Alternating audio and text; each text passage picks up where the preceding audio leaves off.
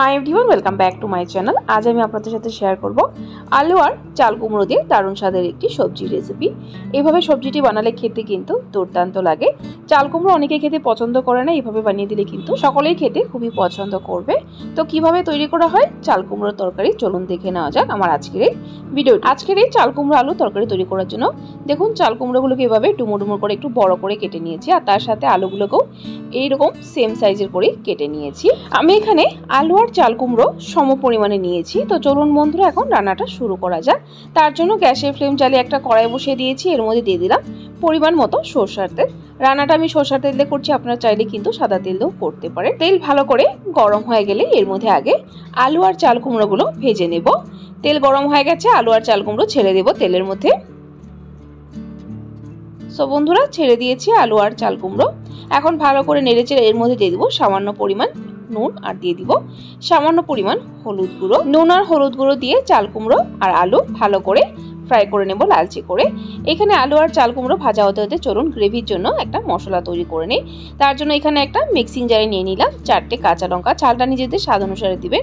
তারপর দিয়ে দিলাম 1 ইঞ্চের মতো আদা, আর দিয়ে দিলাম একটা বড় সাইজের লাল টমেটো, আর তার সাথে দিয়ে দিলাম 2 টিস্পুন পরিমাণের মতো গোটা জিরে। এরকমভাবে জিরে বেটে রান্না করলে রেসিপিটি খেতে আরও বেশি ভালো হয়। জল দিয়ে মিহি করে একটা পেস্ট তৈরি করে নেব। সো দেখুন বন্ধুরা পেস্টটা তৈরি করে নিয়েছি, ঠিক এরকম করে মিহি করে পেস্টটা তৈরি করে নিতে হবে। তো চলুন এখন দেখে নিচ্ছি আলু আর চাল কুমড়ো। দেখুন এদিকে আমার আলু আর চাল কুমড়ো সুন্দর লালচে করে ভেজে নেওয়া হয়ে গেছে। এখন আলু আর চাল কুমড়োগুলো একটা আলাদা পাত্রে তুলে নেব।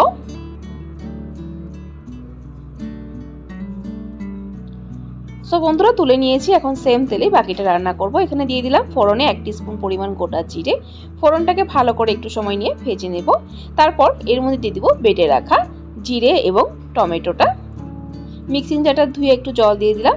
এখন এই মশলাটা একটু সময় কুক করে নেব, যতক্ষণ না এর কাঁচা ভাবটা চলে যাচ্ছে ততক্ষণ অবধি কুক করব। সো বন্ধুরা ভালো করে কুক করে নিয়েছি। এখন এর মধ্যে অ্যাড করব কিছু গুঁড়ো মশলা। এখানে দিয়ে দিলাম 1 টিস্পুন পরিমাণ হলুদ গুঁড়ো, আর দিয়ে দিলাম 1 টিস্পুন পরিমাণ লাল লঙ্কা গুঁড়ো। এখন গুঁড়ো মশলাটা দেওয়ার পর ভালো করে মশলাটা কষিয়ে নিতে হবে যতক্ষণ না মশলা থেকে তেলগুলো আলাদা হয়ে যাচ্ছে। সো দেখুন বন্ধুরা ভালো করে মশলাটা আমার কষানো হয়ে গেছে। এখন এর মধ্যে অ্যাড করে দিব ভেজে রাখা আলু এবং চাল কুমড়োগুলো। আলু আর চাল কুমড়ো অ্যাড করে দিয়েছি। এখন মশলার সাথে 1 থেকে 1.5 মিনিট সময় নিয়ে ভালো করে কষিয়ে নেব আলু আর চাল কুমড়োটা। সো ভালো করে কষিয়ে নিয়েছি। এখন এর মধ্যে অ্যাড করব গ্রেভির জন্য জল। অবশ্যই গরম জল অ্যাড করবেন, আর জলের পরিমাণটা নিজেরা একটু বুঝে দেবেন গ্রেভিটা কতটা পাতলা বা ঘন রাখবেন। জল দিয়ে দিয়েছি, এখন ভালো করে নেড়ে চেড়ে তারপর একটা বয়েল আসার অপেক্ষা করব। সো দেখুন বন্ধুরা একটা বয়েল এসে গেছে। এখন ভালো করে একবার নেড়েচেড়ে এর মধ্যে দিয়ে দিব নুন স্বাদ অনুসারে। নুন আগেও দেওয়া হয়েছে, টেস্ট করে প্রয়োজন অনুসারে নুনটা দেবেন।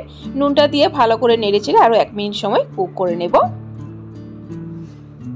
সো দেখুন বন্ধুরা রেসিপিটা আমার তৈরি হয়ে গেছে। আর কুক করবো না, গ্রেভিটা এরকমই রাখবো, বেশি শুকাবো না। ঠান্ডা হওয়ার পর গ্রেভিটা আর একটু ঘন হয়ে যাবে। এখন ভালো করে একবার নেড়ে চেড়ে তারপর নামানোর আগে লাস্ট এর মধ্যে দিয়ে দিব 1 টিস্পুন পরিমাণ গরম মশলা। গরম মশলাটাকে দিয়ে ভালো করে নেড়ে চেড়ে মিক্স করে তারপর গ্যাসের ফ্লেম বন্ধ করে দেব। তৈরি হয়ে গেছে আমার আলু চাল কুমড়োর তরকারি। এখন সার্ভ করে নেব গরম গরম আলাদা পাত্রে।